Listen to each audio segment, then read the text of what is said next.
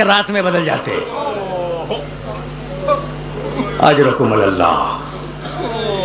یہ جملہ کہا, آرام سے سن لو, کچھ جملے سن لو.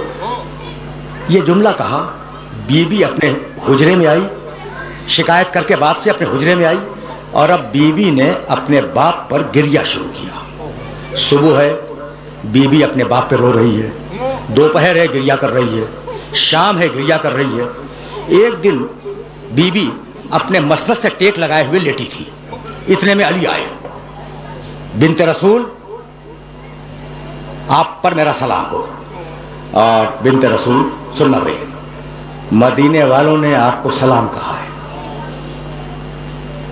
اور کہا ہے کہ آپ اپنے رونے کے لیے کوئی وقت معین کر لیں, اس لیے کہ آپ کے رونے سے ہمارے کاروبار دنیاوی میں خلل پڑتا ہے. فتنفست السعداء, شہزادی نے ایک ٹھنڈی سانس لی اور کہا ابو الحسن مدینے والوں سے کہہ دیں کہ ان کے رسول کی بیٹی انہیں زیادہ دن پریشان نہیں کرے گی. ابو الحسن کہہ دیں کہ ان کے رسول کی بیٹی انہیں زیادہ دن پریشان نہیں کرے گی. ابو الحسن, یہ پیغام تو تھا مدینے والوں کے لیے, اور آپ سے ایک خواہش یہ ہے کہ آپ میرے لیے جنت البقیع میں ایک حجرہ بنا دیں جس میں میں اپنے بچوں کو لے کر جایا کروں اور اپنے بابا پہ گریا کروں. علی نے اپنے ہاتھوں سے جنت البقیع میں ایک حجرہ بنایا. بی بی کا, جس کا نام بیت الحزن ہے, بی بی کا یہ دستور تھا کہ صبح سویرے اپنے بچوں کو لے کر اس حجرے میں تشریف لے جاتی. حسن, حسین, زینب, ام کلثوم. دوپہر تک بیٹھ کر اپنے بابا پہ گریا کرتی, دوپہر میں اپنے بچوں کو لے کے آتی, کھانا کھلاتی, حوائج ضروری سے فارغ کرتی, اس کے بعد پھر بچوں کو لے کے جاتی. شام کو پھر واپسی ہوتی. دن گزرے, ہفتے گزرے, مہینے گزر گئے. اب جملہ سننا, ایک دن بی بی اپنے بچوں کے ساتھ گھر میں داخل ہو رہی تھی اور علی گھر سے باہر جا رہے تھے. ایک مرتبہ علی کی نگاہ پڑی شہزادی کے چہرے پر, کہنے لگے کہ بنت رسول, جس دن سے آپ کے بابا کا انتقال ہوا ہے اس دن سے میں نے آپ کے چہرے پر خوشی نہیں دیکھی. یہ آج آپ کے چہرے پر خوشی کے آثار کیسے ہیں؟ بی بی نے ٹھنڈی سانس لی اور کہا ابو الحسن کیا پوچھتے ہو, روتے روتے مجھے نیند آ گئی تھی. میرا بابا میرے خواب میں آیا, اس نے مجھے اپنے سینے سے لگایا, میرے سر پہ ہاتھ پھیرا اور کہا کہ بیٹی تیری مصیبتوں کے دن اب ختم ہو گئے. تو ابو الحسن, یہ جو تم چہرے پہ خوشی دیکھ رہے ہو یہ میرے بابا سے ملنے کی خوشی ہے. آرام آرام سے کچھ جملے سن لو.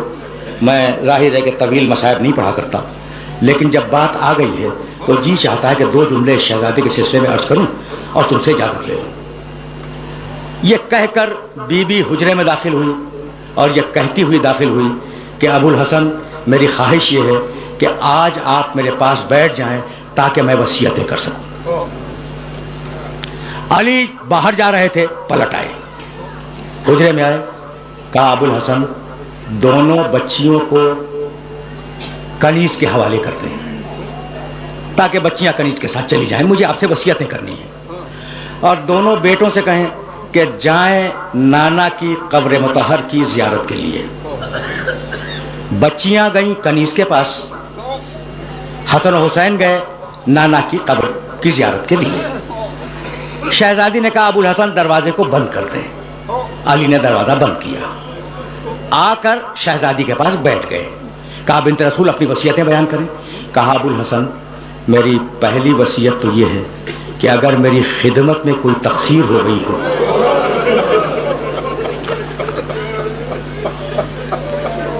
اجرکم اللہ.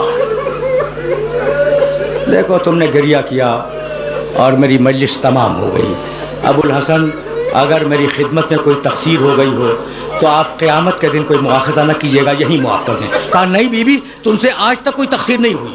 کہا ابو الحسن میری دوسری وصیت یہ ہے کہ میرے مرنے کے بعد میرے چھوٹے چھوٹے بچے یتیم ہوں گے، اگر ان سے کوئی لغزش ہو جائے تو ان سے ڈانٹ کے بات نہ کیجیے گا۔ علی کانپنے لگے، کہا بنت رسول تمہارے بچے صاحبان تطہیر ہیں، ان سے کسی غلطی کا امکان نہیں ہے۔ کہا ابو الحسن میری تیسری وصیت یہ ہے کہ میرا جنازہ رات کی تاریکی میں اٹھایا جائے اور میرے دشمنوں کو میرے جنازے میں شرکت کی اجازت نہ دی جائے۔ اور ابو الحسن میری چوتھی اور آخری وصیت یہ ہے کہ میرے دفن کرنے کے بعد مجھے بھول نہ جانا، کبھی کبھی میری قبر پر سلام کے لیے آتے رہنا۔ اجرکم اللہ۔ صدائیں بلند ہو گئیں اور اب ظاہر ہے کہ میں تقریر کو اپنے مرحلے پہ لے آیا، اب اس سے زیادہ زحمت سماعت نہیں دوں گا۔ علی نے وصیتیں قبول کی۔ ایک مرتبہ علی نے رو کے کہا کہ بنت رسول تمہاری وصیتیں تو میں نے قبول کی، لیکن اب میری بھی کچھ وصیتیں ہیں، انہیں قبول کرو۔ پہلی وصیت تو یہ ہے کہ میں جب تمہیں بیاہ کے لایا تو میں مفلس تھا، تمہاری خدمت کا حق ادا نہ کر سکا، تو اپنے بابا سے میری شکایت نہ کرنا۔ میری دوسری وصیت یہ کہ اپنے بابا کو میرا سلام پہنچا دینا اور انہیں بتلا دینا کہ ان کی امت نے میرے ساتھ کیا کیا۔ اور میری تیسری اور آخری وصیت یہ کہ میں مرنے کے بعد بھی سلام کے لیے آتا رہوں گا، لیکن شرط یہ کہ جب بھی سلام کروں اپنے کانوں سے جواب سلام سنوں۔ بی بی نے وصیتیں قبول کی۔ علی و فاطمہ، راوی بیان کرتا ہے، علی و فاطمہ بیٹھے ہوئے گریہ کر رہے تھے کہ اتنے میں زور زور سے دروازہ پیٹنے کی آواز آئی۔ بس آخری جملہ سننا اور مجھے اجازت دینا۔ شہزادی نے کہا ابو الحسن دیکھیں کہ یہ دروازے پہ کون آ گیا۔ علی نے پکار کے پوچھا دروازے کے باہر کون ہے؟ ایک مرتبہ روتے ہوئے بچوں نے آواز دی کہ بابا ہم آئے ہیں۔ ایک مرتبہ علی قریب گئے، دروازہ کھولا، دیکھا کہ حسن حسین دروازے پہ کھڑے ہیں اور رو رہے ہیں۔ کہا بیٹو میں نے تو تمہیں نانا کی قبر کی زیارت کے لیے بھیجا تھا، یہ تم اتنی جلدی کیسے آ گئے؟ تو دونوں بچوں نے رو کے کہا کہ بابا جب ہم نانا کی قبر پہ پہنچے تو ابراہیم خلیل اللہ کی آواز آئی کہ یا رسول اللہ فاطمہ زہرا کے یتیم آ رہے ہیں، تو بابا کیا ہماری اماں دنیا سے گزر گئی؟ اجرکم اللہ، اجرکم اللہ۔ آپ نے گریہ کیا، تقریر تمام ہو گئی، اب آخری جملہ عرض کر رہا ہوں۔ علی و فاطمہ نے وصیتیں کی اور اب علی باہر آئے، علی باہر آئے، مسجد میں بیٹھ گئے۔ شہزادی نے کنیز سے کہا یہ میری تقریر کا آخری جملہ ہے، تم نے گریہ کیا، مجلس تمام ہو گئی۔ اور تم جانتے ہو کہ میں طویل مصائب نہیں پڑھا کرتا، آج میں نے بہت مصائب پڑھ دیے، فقط آخری جملہ سنو اور مجھے اجازت دے دو۔ علی مسجد میں آگے بیٹھ گئے۔ بی بی نے کنیز سے کہا کہ میں اب حجرے کو بند کر رہی ہوں، جب تک ذکر الہی کی آواز آتی رہے اس وقت تک سمجھنا کہ میں زندہ ہوں، اور جب ذکر الہی کی آواز بند ہو جائے تو جا کر علی کو اطلاع دے دینا۔ کنیز دروازے کے باہر بیٹھ گئی۔ ایک مرتبہ ذکر الہی کی آواز بند ہوئی، کنیز دوڑتی ہوئی مسجد میں آئی، ہمت نہیں ہے کہ علی سے کچھ کہہ سکے۔ ایک مرتبہ کنیز نے سر سے چادر کھینچی اور علی کے قدموں پہ ڈال دی اور کہا مولا انا للہ و انا الیہ راجعون، انا للہ و انا الیہ راجعون۔ فقط دو جملے، فقط دو جملے۔ اجرکم اللہ، اجرکم اللہ۔ تم نے گریہ کیا، مجلس اپنے آخری مرحلے میں داخل ہو گئی۔ علی آئے، غسل دیا، کفن پہنایا، جنازہ تیار کیا۔ یہ ہے میری تقریر کا آخری جملہ۔ جب جنازہ تیار ہو گیا تو ایک مرتبہ آواز دی یا حسن یا حسین یا زینب یا ام کلثوم حلموا الی زیارت امکم۔ تمہیں کچھ معلوم ہے کہ ان بچوں کی عمریں کیا تھیں؟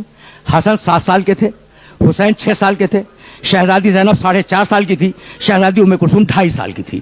آواز دی جنازہ تیار کر کے کہ حسن اپنی ماں کا آخری دیدار کرو، حسین اپنی ماں کا آخری دیدار کرو، زینب ام کلثوم اپنی ماں کا آخری دیدار کرو۔ گھر کی کنیز بیان کرتی ہے کہ 2 بچے دوڑتے ہوئے ماں کے پاس آ گئے، حسن آئے، ام کلثوم آئی، اور 2 بچے دروازے پہ کھڑے رہے، حسین کھڑے رہے، شہزادی زینب کھڑی رہی۔ علی نے آواز دی بچوں تم بھی تو آؤ۔ حسین نے رو کے کہا کہ بابا ہم اس وقت تک نہیں آئیں گے جب تک اماں ویسے نہ بلائے جیسے مریم نے عیسیٰ کو بلایا تھا. بس یہ سننا تھا کہ فاطمہ زہرا کے بندے کفن ٹوٹ گئے. ایک ہاتھ نے حسین کو بلایا, ایک ہاتھ نے زینب کو بلایا.